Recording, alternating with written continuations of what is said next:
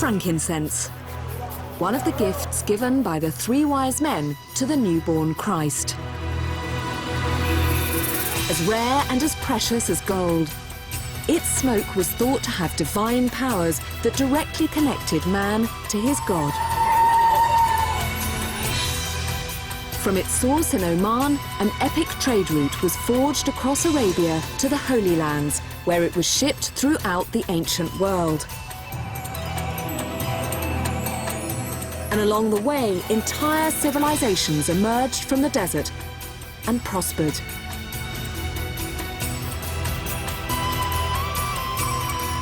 Now, 5,000 years after the frankincense trade began, I'm following in the footsteps of one of the great epic trade routes of ancient times.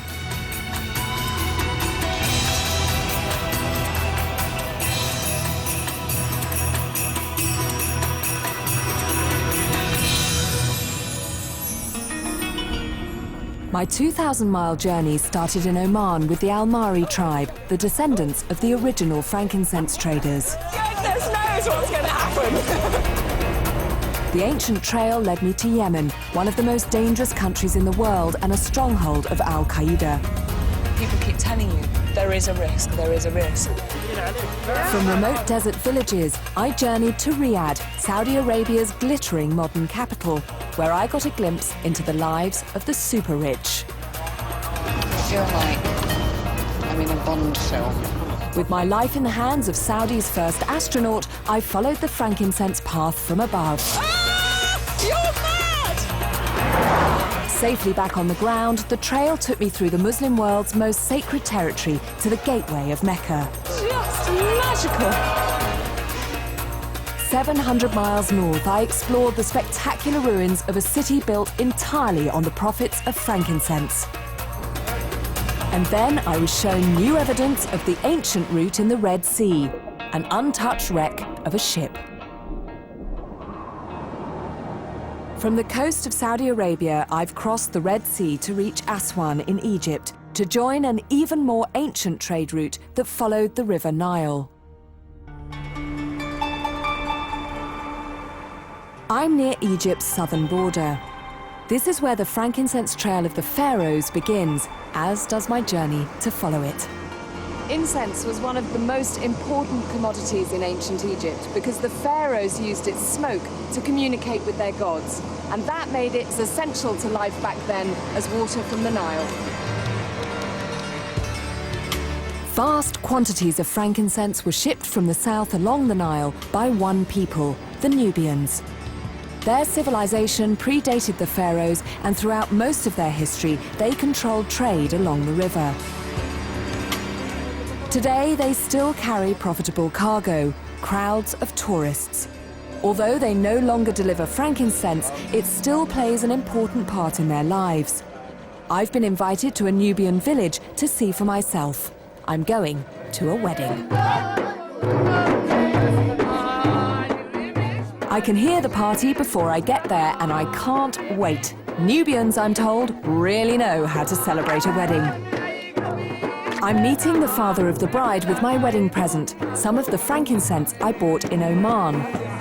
Nubian tradition uses incense smoke to consecrate a marriage. Okay, so Mohammed, this is my present for your daughter. It's good? It's good for the bride? Yes. She will be pleased? Yeah. Okay. Oh, fantastic. Nubian weddings have been known to last for anything up to 40 days. Luckily for the groom, Mohammed, his wedding is a relatively short, low-key affair. This is the third and final day. In the time-honoured way, he has had to pay for everything, including transport, accommodation and food for all 200 guests. To be able to foot the bill, he's been saving for 7 years.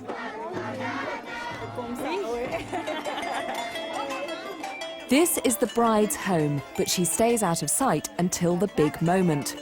Just outside her room, her aunties are preparing for the final wedding ceremony. Using an ancient family recipe, they're creating a special blend of perfumed smoke. This is a whole kind of precursor before the bride arrives. So the women are getting the frankincense, some of my frankincense, and then some sort of aromatic herbs and bits of bark and things.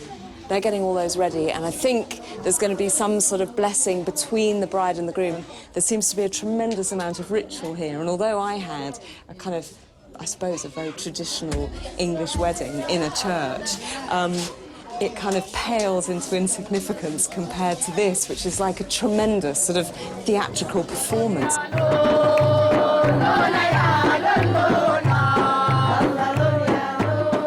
Outside, the family wedding party is joined by the entire village.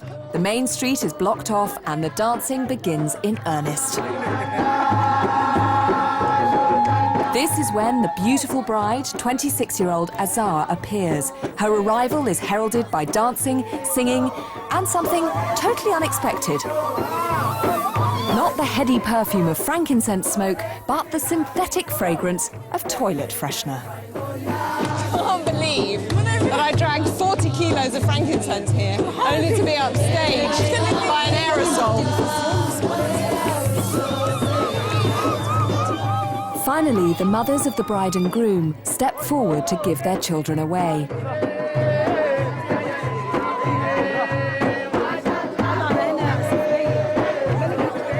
Like the exchanging of rings, their blessing with incense smoke confirms their bond as man and wife. Tomorrow, I'm returning to the trade route that made the ancestors of my fellow wedding guests very wealthy indeed.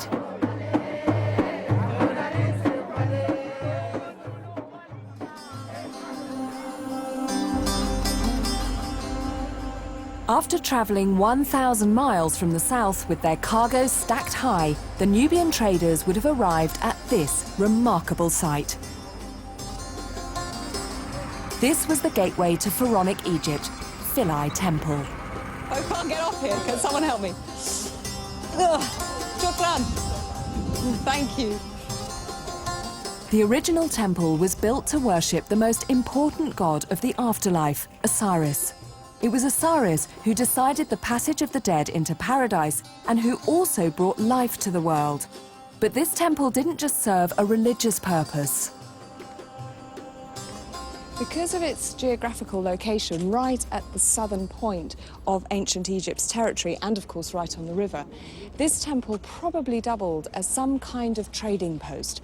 Everything that the pharaohs imported from the lands to the south of here would have travelled along this stretch of the Nile, from elephants to pygmies to wood for construction and, of course, huge quantities of incense. These inscriptions describe how important frankincense was to the rituals of the pharaohs. They believed its smoke allowed them to assume the power of the gods so they could rule over all of Egypt. And it was burnt in every temple, every day. This temple may be a remarkable example of ancient architecture and human endeavour, but probably the most extraordinary thing about it is that it wasn't actually built here at all.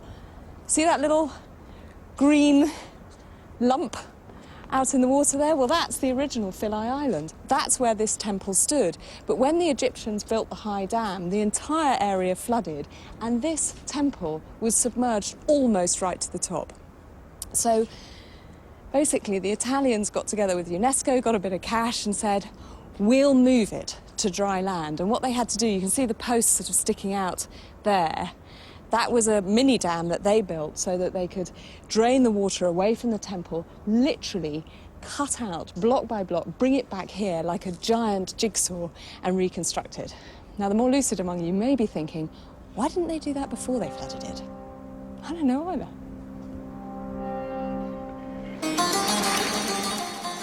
From Philae, I'm following the frankincense route that continued north along the Nile, supplying the hundreds of temples along its length. Thank you. Ooh, how chivalrous you are. Yeah. Ooh, it's No slippery. frit. No frit. It's fine. Hello, my name is Kate. Hi, Kamal. Nice to meet you. Gosh, what a beautiful boat. I'm sailing on board a felucca, the type of traditional boat that transported frankincense along the river. Made from the trunks of palm trees, feluccas are designed to skim across the Nile's fast-flowing current. To north.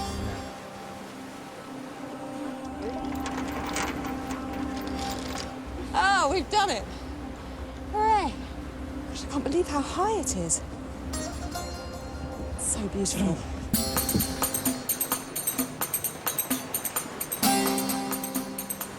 For something like 6,000 years, the Nile has been Egypt's highway, carrying its goods and carrying its people. But it's not just a river, it's the nation's lifeblood. Because this country sees less than an inch of rain each year, Egyptians rely on the Nile for their fresh water. And amazingly, 95% of the population live within a mile of its banks.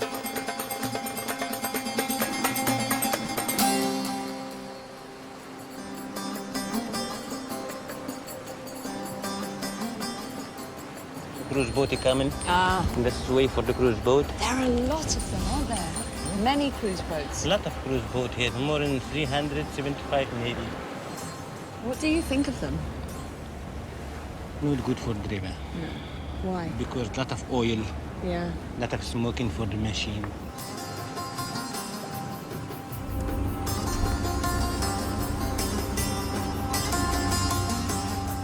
How old were you when you first were in charge of a boat like this? I came a small boy about 6 years. 6. Years. And was it your father's boat? It was my father. Yeah. My father teach me everything. Well, I have to say, at this time of day, I can't think of anywhere more beautiful to be than here. You're welcome. Thank you.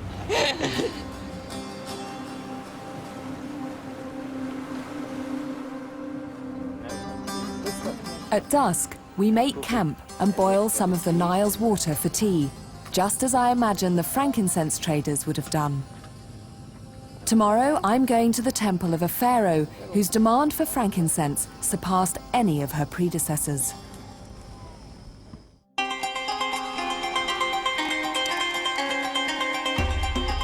Less than a mile from the riverbank, built into the mountains that enclose the famous Valley of the Kings, is the temple of Queen Hatshepsut.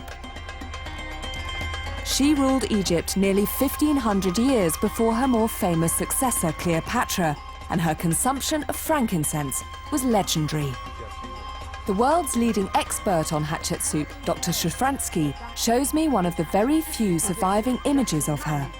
Although her face has been vandalized, the unusual position of her hands shows her making a ritual offering of frankincense. So she would have had oil on. She's got a hand like that with oil on this finger. Yeah, these 2 fingers. Yeah. And then like that. And then put on the statue. All the way up the statue. Yes. And that oil would have been fragranced with frankincense, with Yes, these imported perfumes that she loves so much. They're the most important, the best in the world. It seems quite an awkward way to do it. Yeah. Wow. All the pharaohs used frankincense to commune with the gods, but Queen Hatshepsut was the first to burn vast quantities on a huge public scale. And this was designed to prove her divine power to her people. She created a new feast, the so-called beautiful feast of Amun. A lot of incense was required, and it was a very important element of this feast. And she wanted to bring the best in the world, the best incense in the world. During the week-long feast, a gigantic pyre of frankincense burned day and night, its cloud of smoke visible from miles away. And presumably, all these clouds of incense smoke that people were seeing from the Nile meant that she had to make an awful lot of journeys to get that incense from the south. Yes. We know that she brought heaps of incense. These 3,500-year-old frescoes are the earliest records in the world of frankincense being transported. Then we have seen of loading of incense tree, in a basket. So she actually came up with the idea, rather than of just getting the harvested sap Very- of taking the yeah. whole tree back. Very wise idea. Very clever. Although this temple was Queen Hatshepsut's tomb, her body was never found here. But a recent discovery could have solved the mystery. When I get to Cairo, I'm going to see for myself. Now, it's believed that less than 1% of ancient Egypt has been excavated so far, but you can't just turn up and dig. Dr. Shafransky is taking me to meet the man in charge of all archaeological activity in this whole area. He's on the phone. He's one of the most powerful archaeologists in Egypt, and he has a fearsome reputation. Shall we go in? Mansour Barek's job is to protect the wonders of ancient Egypt from tourists, TV crews, and especially archaeologists. His rules are strict and his motto simple: break them and you're out. I'll tell you a story, you know. One member from a mission began to interfere in the work, not in her work. What we did, we let him return back to her home directly in 24 hours. Really? Because she began to interfere in something not her business, you know. And what did you do? Did you just go to her and say, pack your bags? I called the head of the mission. I told him, please, this should leave now the country because she began to write something which is not her business. Warning heeded, Mansour agrees to meet me later at one of ancient Egypt's greatest treasures, which just happens to be round the corner from his office. This is one of the most astonishing things about Egypt. You walk round a corner, and there's yet another walloping great temple.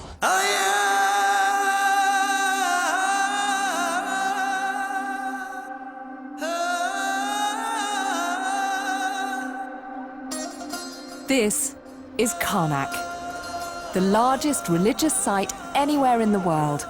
It's a collection of different temples that represent the combined legacy of nearly every pharaoh who reigned over ancient Egypt. Pharaohs always wanted to outdo the previous pharaoh. So someone would build a temple, die. Next pharaoh would come along and go, ha, I can do better than that. And would build one even bigger. And so the result is 2 kilometers square of just kind of, well, Egyptians showing off, really. The first temple was built here nearly 4,000 years ago. From then onwards, Karnak was under constant construction until the birth of Christ. The scale of this place, of all this ancient Egyptian architecture, just takes your breath away. The ancient Egyptians believed Karnak to be the god's home on earth. To show respect to those gods, frankincense would have been burnt here day and night. Mansour has arranged to meet me at Honso Temple, a place where frankincense was prepared by high priests. In this vast maze, I don't have a clue where it is, but he should be easy to find. He's brought 100 school children with him. It can't be that hard to find 100 school children, surely. Excuse me, Honso Temple. Khensu. Khensu. Khensu. Okay, Khensu. Is it through that way? One of the many guardians of the site, Abdul, shows me the way. Can you just go a little bit more slowly? Abdul? Temple Khensu and the portal for here. Land. Stop. Ooh. Yes. Is that an earthquake? Yeah. Earthquake. Yeah. Most of the buildings in this corner of Karnak have been destroyed by earthquakes, but Honso Temple remains. Aha. I think these are the children I'm looking for. That's cool. They're here to learn the rituals of their ancestors in a place known by the high priests as the Holy of the Holies. And just as he promised me, Mansour is here to meet me. I have to say, I am so envious of these children because what a place to learn history. I mean, it's just all around Just to show isn't them, it? you know, in a simple way. Oh, the and he's Obit festival. burning You can see the incense as well. burning the incense. High priests used burning frankincense to lead Karnak's most important annual procession, which started in this very temple. In ancient times, the entire city would have followed the priests to where the pharaoh made his dramatic public offering to the gods. The processions is so important. Right. The king came Yeah. to the temple. The high priest carrying the flame in front of the king with the incense until they reached the statue or the bark of the god. Then he handed it to the king. And the king began to do his rituals in front of the park or the statue or even the shape, the relief which shows the god. Okay. This is something so important in the rituals during the festivals of the ancient Egyptians inside the temples. And when they were worshipping their gods, I mean, this sounds like an obvious question, but what was it that the pharaohs wanted from their gods? What were they asking for with all this frankincense? Yeah. Especially, he asked the god to give him the power. The pharaohs believed this power could give them control over the earth. If they performed the rituals well, it would mean prosperity. If they didn't, their people starved. Frankincense was key to that religion. Of course, you can see the scene. You can see the king. Yes. He's carrying the yeah. flame and he's burning the incense in front of the shape of the god. For over 4,000 years, frankincense was used in religious ceremonies throughout ancient Egypt, but its religious significance didn't end with the pharaohs.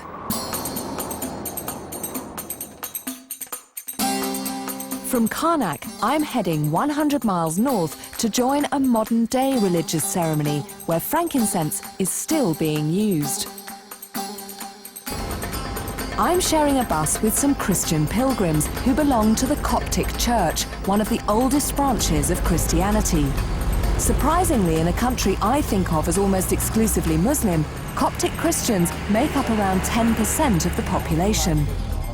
This bus is taking me to Durunka, one of the holiest sites in Egypt, if you happen to be a Coptic Christian. They believe that this is where Mary, Joseph and Jesus fled to escape the persecution of Herod. And every year, up to 50,000 Coptics will make a pilgrimage here to take part in one of the biggest events of the Coptic year.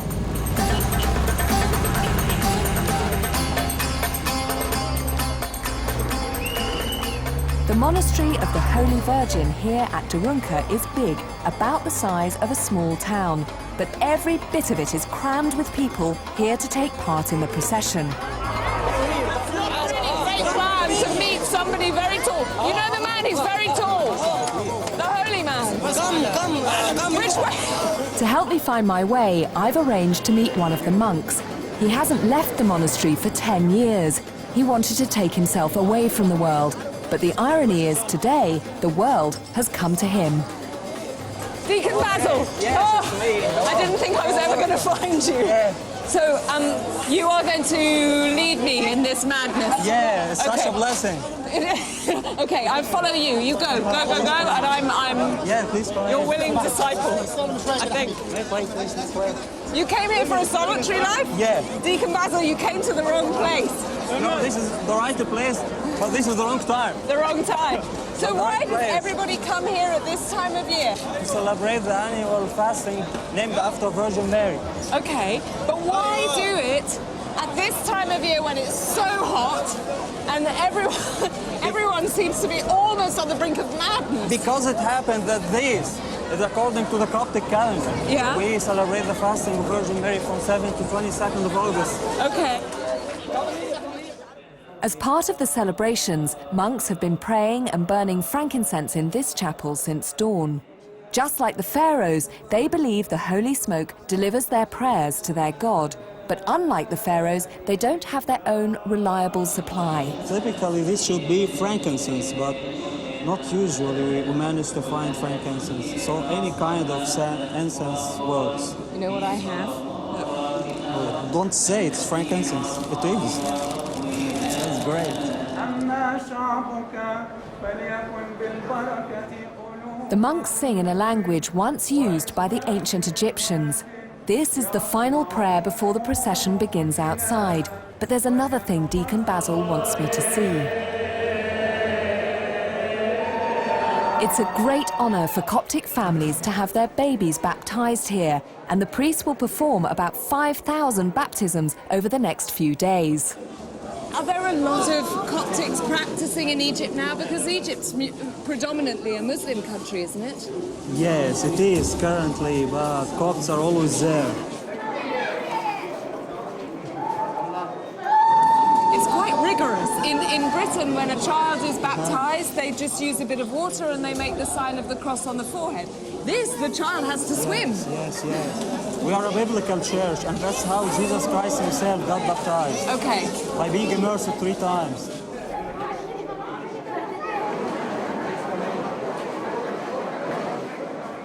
Deacon Basil leads me to the cave Copts believe was once a refuge for the Holy Family. It's one of their most sacred sites, and it's full of volunteers making last-minute preparations for the procession. These men in white robes are amongst the most devoted, and today they're going to be put to the test. Their job is to protect the monastery's bishop as he leads the procession through the crowd outside. Many have been waiting here for 2 days to claim their position. But others haven't gone to the same trouble. Wealthy families have purpose-built viewing rooms that are only used to watch the procession for this one day each year. Then the bishop arrives. 87 years old, he's too frail to walk and will complete the procession in a golf buggy.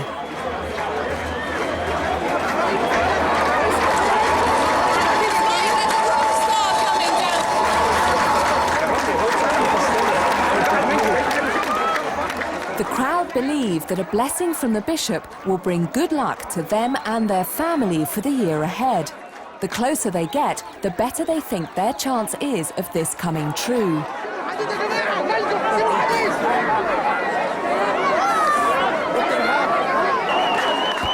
This procession has been attracting ever bigger crowds over the past decade, with attendance figures almost doubling year after year.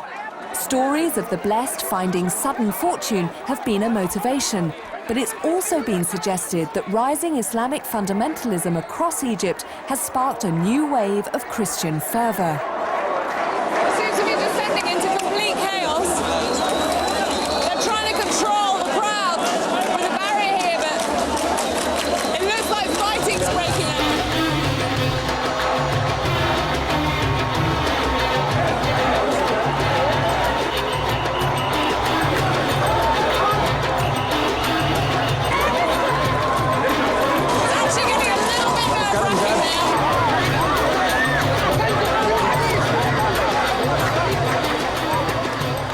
The bishop remains calm as chaos descends all around him.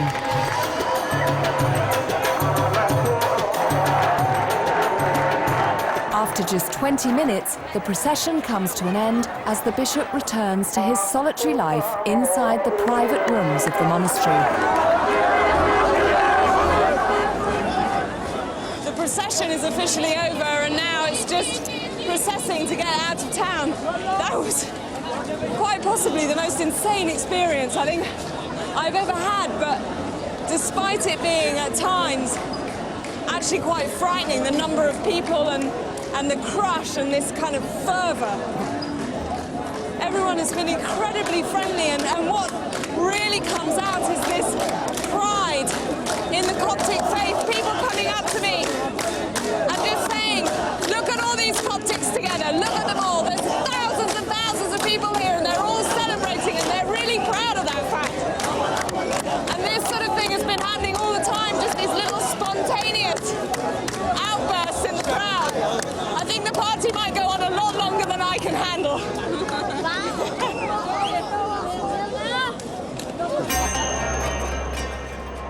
This has been a crazy day, both exhilarating and frightening. And in that heat and the crush of the crowd, it was also completely draining. I've reached that point where all I want to do is stop, cool down, and go to bed.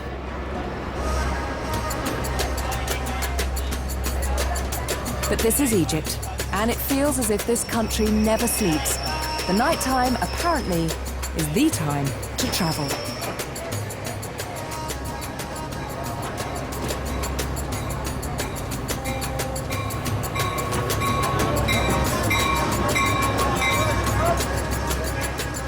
So I'm catching the 1 a.m. train, and the plan is that I wake up refreshed and ready to go in Egypt's capital city, Cairo, first thing in the morning. That is, if I can ever get in my cabin.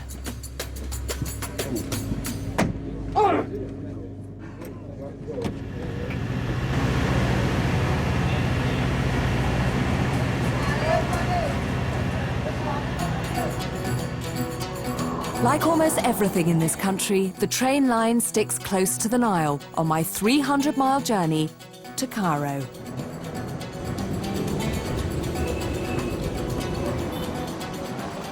After 5 very short hours and not much sleep at all, I arrive with the morning papers in the middle of the city. Home to 18 million people, its population is growing faster than almost any other place on Earth. And already at 6 a.m., the streets are buzzing.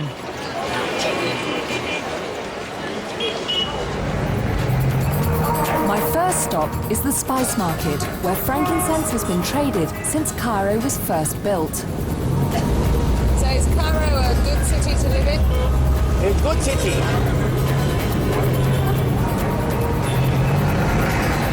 Today the traffic is not so bad? Today, holiday. Cairo, we take Friday, holiday. Tomorrow, very bad traffic. Very bad.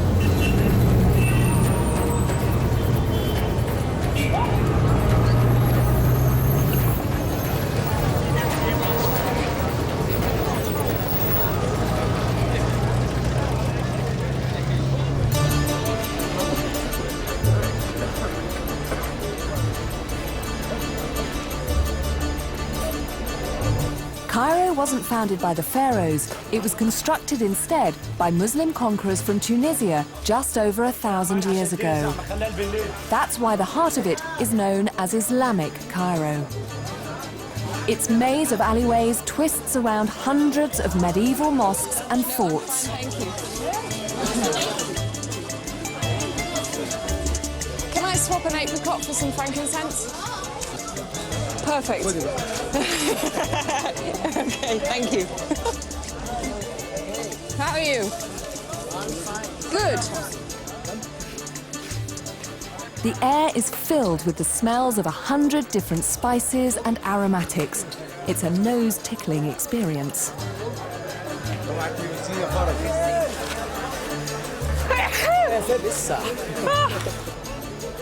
Used for medicines, for ingredients, for talismans, seeds and starfish, oils and incense are still in demand all over Egypt today.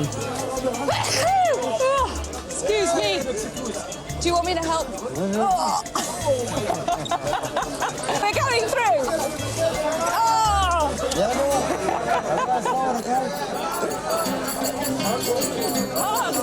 The old city's alleyways lead me to Cairo's famous Museum of Egyptian Antiquities.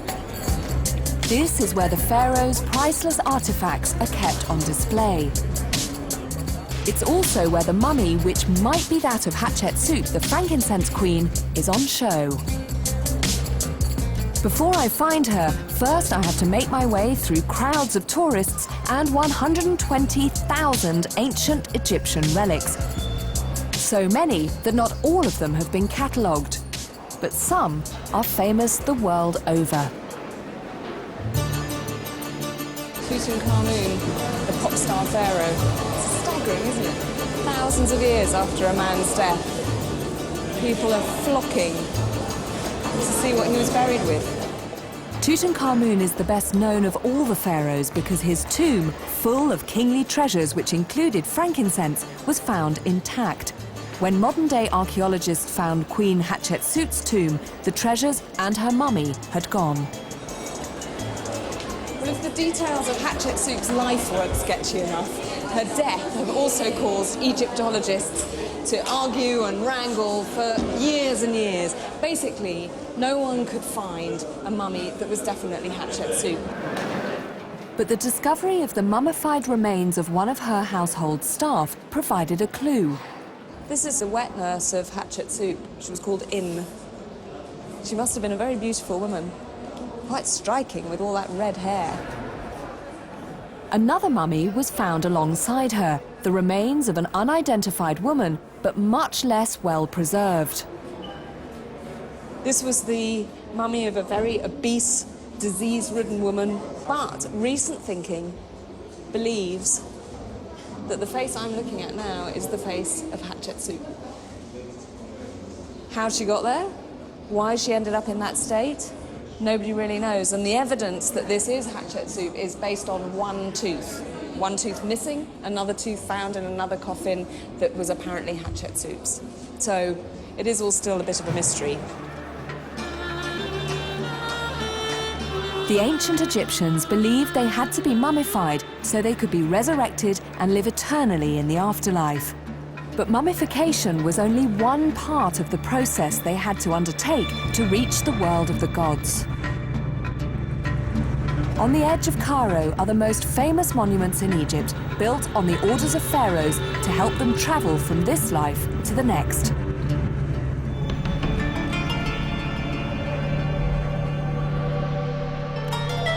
It was here frankincense was used in some of history's most elaborate death rituals. The tallest of the Great Pyramids of Giza is 450 feet high.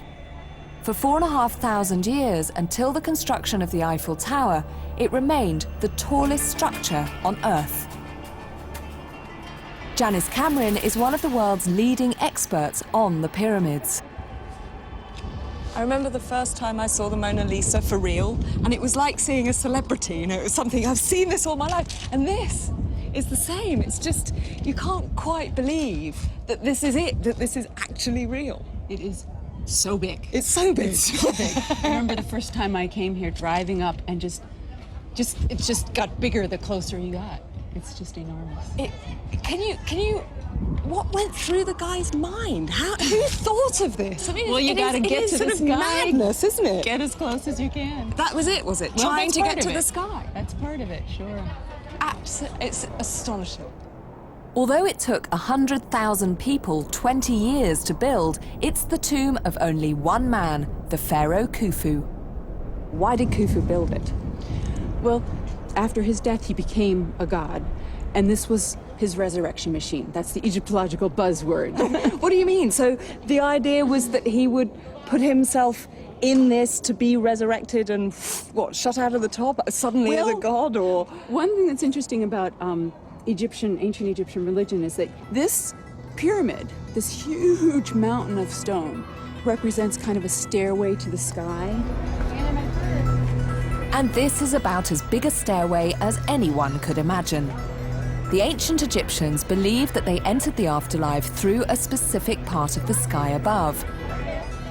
But Khufu's journey started deep inside the heart of the pyramid in his burial chamber. Lead on. The burial chamber is situated close to the center of the pyramid, 250 feet below its apex. Which I think what I hadn't appreciated, I mean, I seem really stupid now, but I thought the pyramid was a sort of a pyramid-shaped shell, and it would be completely hollow inside, but it's solid rock all the way through. It is. I mean, the bottom part is actually bedrock. They left a big chunk of bedrock sticking up from the plateau, and then they built quarried stone around it. Okay. This tunnel leading up to the burial chamber is only 4 foot high and originally was blocked by 3 7-ton granite slabs to stop intruders. That whole thing about women gently glowing, it's not true, is it? No. I'm not going to look very ladylike, I know, when I get up here. Oh my goodness. It's completely unexpected. It's called the Grand Gallery, and it's a grand. remarkable feat of engineering. It's unique. The technique is called corbelling. See how the stones overlap and overlap until the top? And then straight up that way is the burial chamber. That's where we're going. Yeah. Okay. You ready? Lead on, yeah, I'm ready, I'm ready. Pick a I've got my side. breath back. Which way do we go up? We can go up this way. For anyone taking part in Khufu's funeral, this journey must have been awe-inspiring and terrifying in equal measure.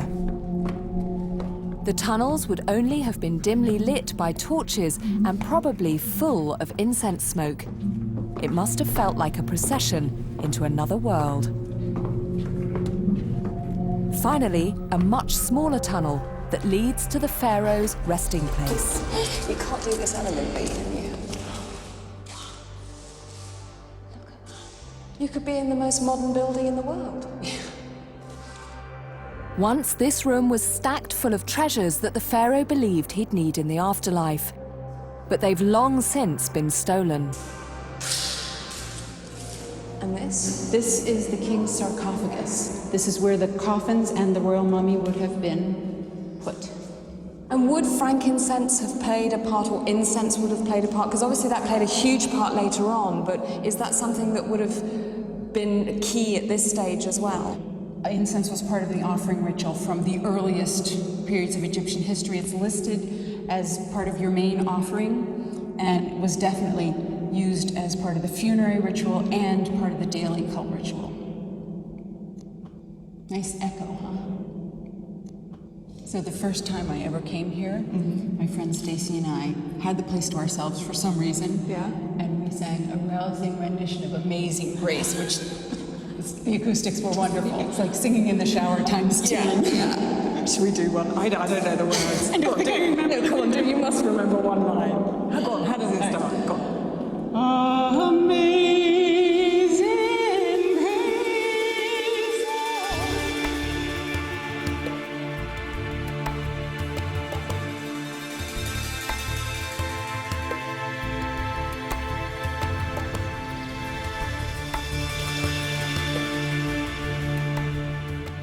After the claustrophobia of the pyramid, I've come to Cairo's only green public space, Al Azhar Park, to say goodbye to the city.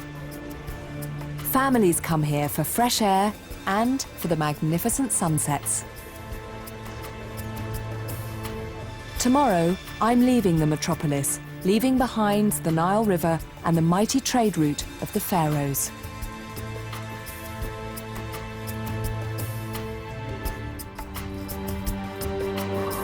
Now I'm turning east towards the Frankincense Trail of Arabia. From the Sinai Desert, I'll travel on foot to the Red Sea coast. A local Bedouin known as Farig the Fox has agreed to be my guide across the desert sands to the sea. That's the frankincense again. It's a 30-mile journey that takes around 2 days. And of course, we're going to travel by camel. So the head right down. Yes. The Bedouin can't live without camel. He's his life, you know. So even though you have the 4x4 now, the camel can't be beaten? No, but we use the camel, of course. 4x4 can go some places, but the camel can go anywhere. I'm getting rather used to this now. Riding a camel is sort of like riding a bike. You never forget. But I'll need to look after mine. Camels today are regarded as luxury items. They can cost up to £1,000 each, so they're a big investment, especially in a region with little paid work.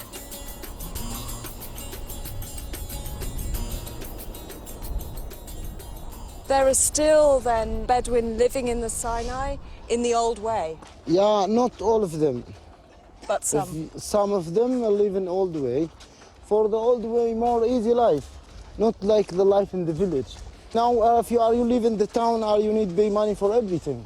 To spend in 1 day, and dessert you can spend in 20 days. Yeah, no market is very easy, you know. I think maybe there will be a lot of people who would like to live the Bedouin life, would like to get back to that simple life. Farig has brought me to meet a traditional Bedouin healer who's famous across all of Egypt. He's famous because he cures people who are ill using only herbs that he collects from the desert. Dr. Ahmed, salam alaikum. السلام I'm sorry, you are with a patient. Shall I go? اهلا وسهلا ده مريض يعني كان عيان شويه هو تعبان شويه It's okay. اوكي تفضل سلام اهلا عليكم. وسهلا اهلا وسهلا اهلا وسهلا اهلا وسهلا Nice to meet you. Please carry on. ايوه بعدين اللي حصل ايه A self-proclaimed doctor, he has no formal medical qualifications. Instead, Dr. Ahmed uses the knowledge of generations of healers before him to diagnose and treat everything from cataracts to broken bones. This patient has been suffering from severe stomach pain. Dr. Ahmed begins by listening to his blood flow. Dr. Ahmed, can you tell me what's wrong with the patient? بالعربي دي قرحة التهابات في ألم التهابات في البطن. I join Dr. Ahmed as he goes to collect the patient's medicine. The desert that surrounds his clinic is his pharmacy. There are 527 varieties of herbs that grow here, and he knows the healing properties of all of them. This is the plant he needs to cure his patient, a type of desert rosemary. Oh, yeah. Can I Or will I? Oh, it tastes completely different from it smells. Tastes of woody. This is good. It's quite nice. Yeah. Pharmaceutical companies have used herbs from the Sinai as the basis for commercial drugs since the 1950s. Dr. Ahmed treats all his patients directly from the source. Wow, what a smell. Look at all this stuff. All these are different herbs for different treatment? Yeah. After Dr. Ahmed has crushed the plant's leaves, he mixes them with other herbs. With a final 21st century touch, his patient receives his 100% natural medicine.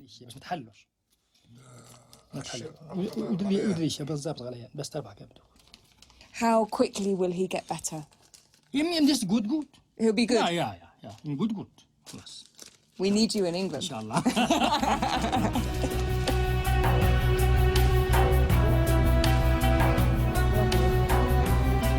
I rejoin Farag and we continue our journey east. Just a few miles from the coast, Farag decides to stop for the night.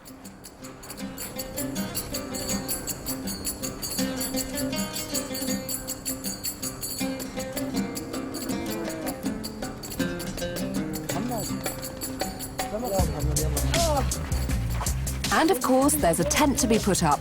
Not just any tent, but the traditional home of the Bedouin. Spun from goat hair, it's a design that's been perfected over thousands of years.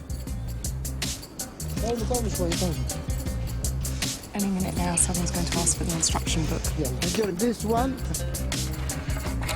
Here.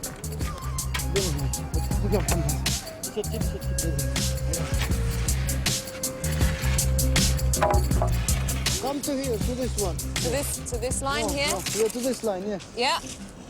No, come back more behind. Back more. More. All right, yes. That way?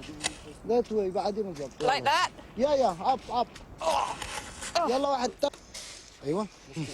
Well, that's taken roughly 45 minutes. And I have to say, I don't like our chances of staying dry if it did rain suddenly. There's an awful lot of gaps under here. Maybe that's Bedouin air conditioning. The layout of a Bedouin camp follows strict rules and procedures, and even the camels have to know their place. The camel in the front of the tent, but if you have a donkey going behind the tent. Why? This is what? It's just the system. No, the system of the Bedouin, but have also something going. The camel usually, if you see anybody come from anywhere, from the far, he start moved. It's like a guide, a guard dog. Exactly. Ah. But the donkey, if you see anybody, he doesn't matter. Doesn't do anything. You just make your hand like this. We put him in the bag, you know.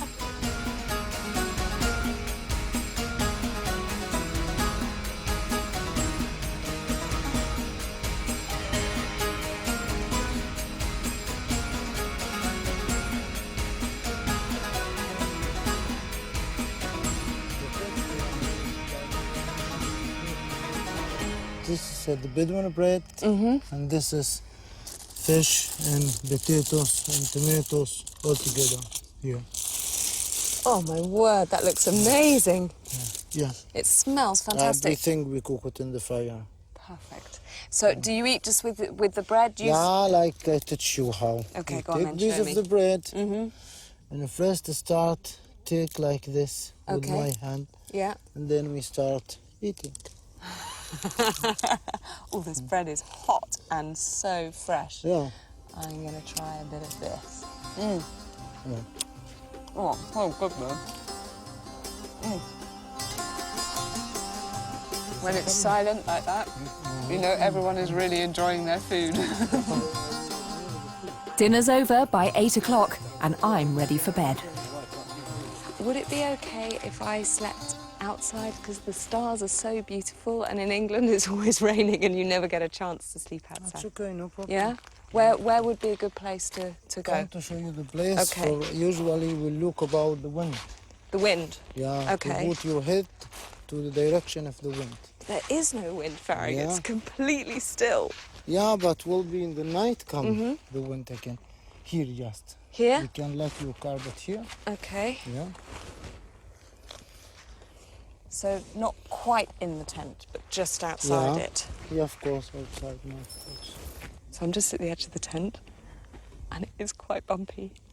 But frankly, I'm so exhausted. I think I will just sleep incredibly well. Although him talking about breezes, I don't know where that's coming from, because it's absolutely still, and it must still be about 35 degrees. And my view of the stars is interrupted. Call the manager, I'm going to complain.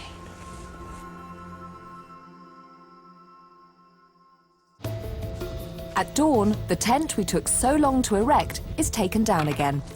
I think I can officially say that I'm not tough enough to be a bedouin. Everyone went to sleep, and I lay down on the bit of carpet that Farag gave me. I was looking at the stars and just thinking, I'm never, ever going to sleep. So, and I just felt so guilty about kind of failing. So I crept out with my torch. I crept out and was sort of scanning around, and I saw a sleeping bag. Yes!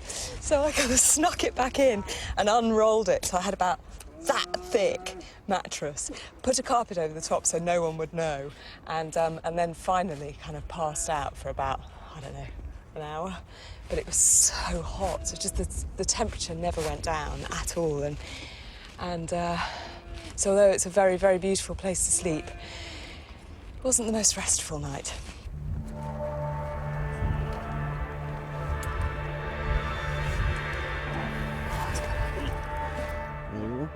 After the Bedouin breakfast of tea and tobacco, we head to the Red Sea. Farag has been measuring our journey according to the time he takes to smoke cigarettes. He's nearly through a whole pack. How many cigarettes to the village? Half cigarettes. Half a cigarette. Yeah, Okay, so we're quite close. Meaning half an hour. Half an hour. This tough landscape has made the Bedouin who they are. Every tree and rock has a meaning or a purpose and is inhabited by spirits. There are good and bad spirits. The bad spirits are known as jinn. Someone who is particularly unlucky or suffers from inexplicable ill health is believed to be possessed by jinns. This region is home to a man who has inherited the power to exorcise evil spirits. Assalamu alaikum. Sheikh Fauda is able to detect whether someone has been possessed by jinns, and as soon as we're introduced, I begin to feel a little anxious. When the Sheikh meets someone like me for the first time, does he sort of try and assess, look at me and think, oh, she has a bad spirit, or...? Yeah, from the eyes of the person, from the Really? face also. I'm quite nervous now. Yeah. The Bedouin of the Sinai believe that possession by jinns is a frightening reality. Just last month, the Sheikh exorcised a man who had inexplicably murdered his family. The evil spirits only become visible in specially prepared smoke. He wants to find out if it's possible that a jinn might have possessed me while I slept.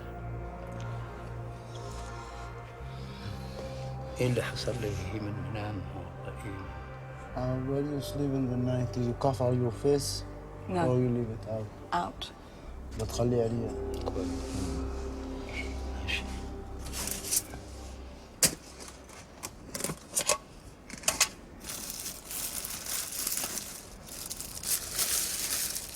You know, when you're a kid, your mum says never accept sweets from a strange man. She never told me what to do in this situation. Yeah.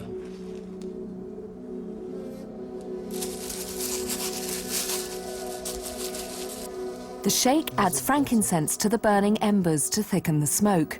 I'm both skeptical and a little afraid. You stand up and put a blanket up to your back around it.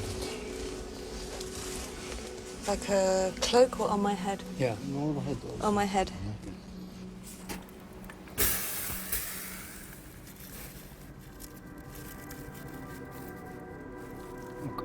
Sit down. Yeah. The sheikh looks for signs of the spirits in the smoke of the burning frankincense. This is my moment of truth. After what seems an eternity, he hands me an ember of the burnt frankincense. You didn't have anything. I have no gins. Everything okay. Twice. Thank you. The colour is pure and pale, a sign I'm free from evil spirits. Is there anything that the sheikh can do to give me good luck for the rest of our journey?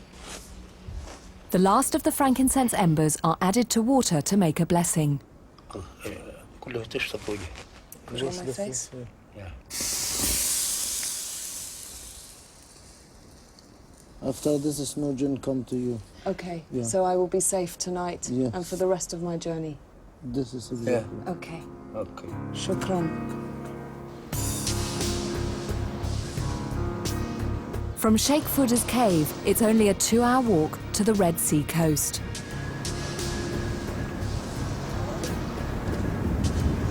Wow. The end of Egypt. Yeah. All right, just calm down. And to the sea. Oh.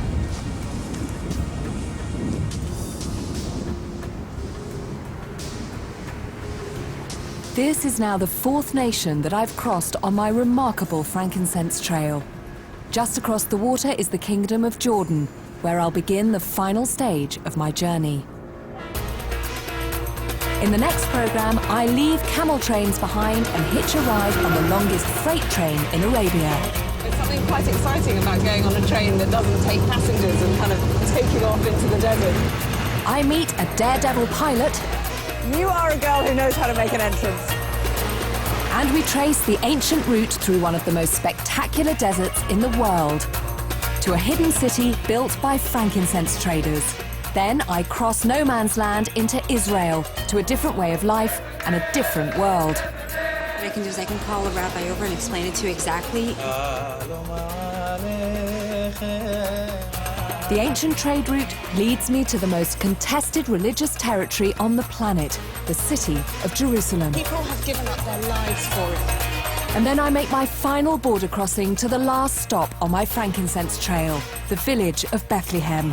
And I arrive on the one day of the year when it's the center of the world's attention, Christmas Eve. The patriarch is coming, and so is every security man in Palestine.